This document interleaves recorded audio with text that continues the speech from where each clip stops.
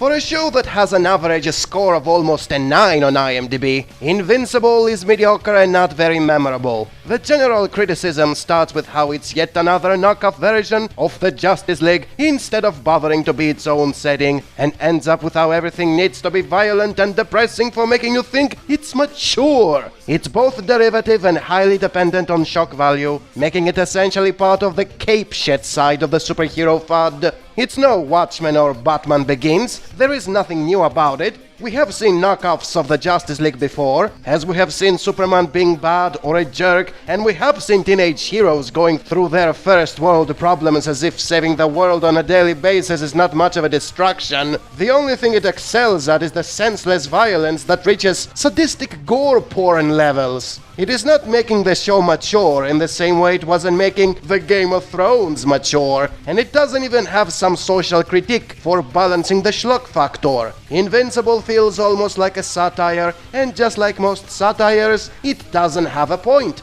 It doesn't improve the formula it is based on because it only cares about subverting it, without forgetting to include progressive agendas like smart black women talking down on white privileged men who have homosexuals as their best buddies. Yes, I don't like that. I grew up in the chauvinistic 80s when such things hadn't been normalized yet. It might be fine for you, Zoomers, but it's not for someone who wasn't raised with nothing but gore porn that trashes anything that is sacred and has permanently confused people with first world problems who are being kicked repeatedly in the crotch every time something is going well for a change. It's a chaotic, violent, edgy version of the Justice League for the sake of being that, and it never felt satisfying. Press F for this modern derivative edgy trash. The classics were and forever will be better.